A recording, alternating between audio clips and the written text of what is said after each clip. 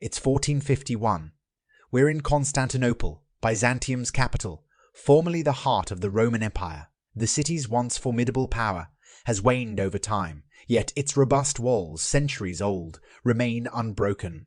Emperor Constantine XI presides over the city, unaware of the emerging force in the east.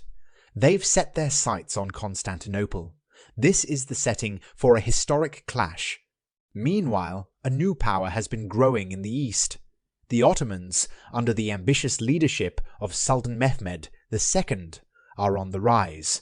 This young sultan has a vision of a world where Constantinople is part of his empire. It's a bold and audacious plan, for this city has resisted countless sieges over the centuries. Yet, should it fall, the shift in power would reverberate through the ages.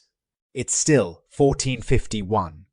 The young and ambitious Sultan, Mehmed II, is aware of Constantinople's formidable defences.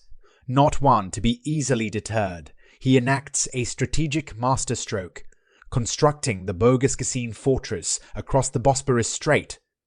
This bold move cuts off any potential aid for Constantinople via sea, an action that redefines the meaning of a siege. Meanwhile, in the heart of Constantinople, Emperor Constantine XI watches as the fortress takes shape across the water. The implications are clear, and a sense of impending doom starts to permeate the city. Nevertheless, Constantine, resolute as the city's walls, prepares to meet the formidable challenge head-on.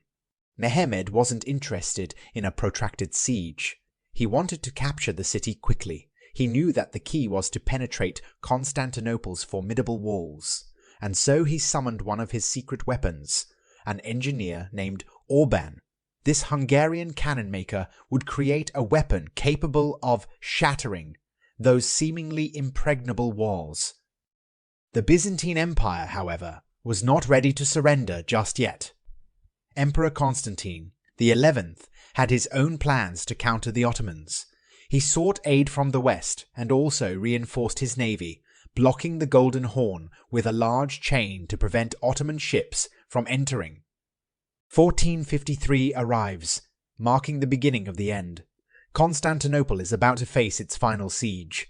The Byzantines, though vastly outnumbered, brace themselves for the impending assault. Their faith rests on their impenetrable walls, fortified over centuries, and the large chain that blocks the Golden Horn. But will these defences be enough against Mehmed's colossal cannon and the massive Ottoman army?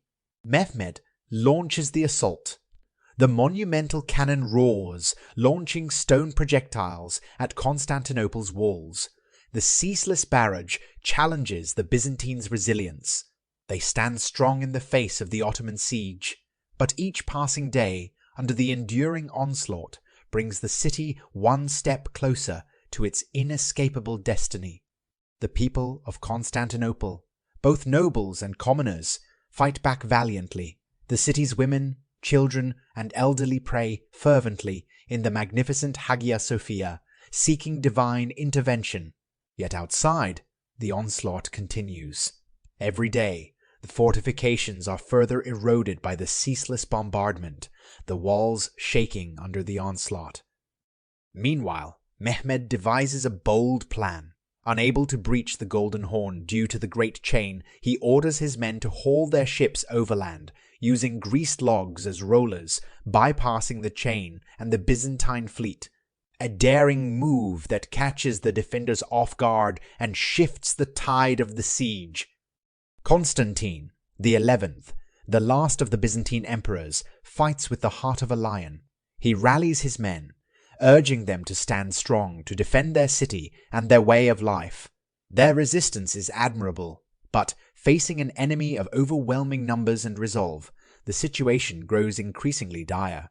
Despite their staunch resistance, the Byzantines find themselves steadily losing ground. The Ottoman troops, relentless and determined, continue to press the assault. The walls of Constantinople, once thought invincible, are beginning to crumble under the unyielding pressure of the siege.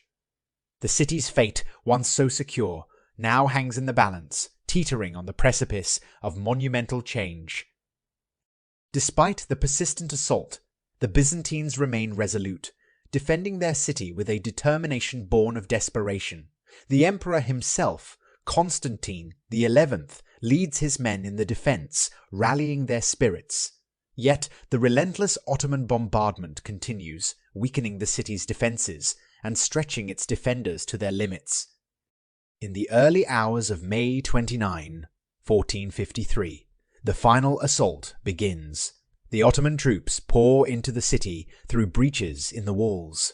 The Byzantine defenders resist fiercely, but they are overwhelmed by the sheer number of invaders. After a grueling and bloody battle, Constantinople falls. The city is in Ottoman hands. The fall of Constantinople marks a pivotal moment in history. With the city's conquest, the Byzantine Empire comes to an end, marking the close of the Middle Ages. Mehmed II, now the conqueror, makes Constantinople the new capital of the Ottoman Empire, transforming it into a vibrant hub of culture, trade, and education. This once great bastion of Christianity now becomes Istanbul, an Islamic stronghold. Yet, its rich history and legacy remain imprinted within its walls, a testament to the city's enduring spirit.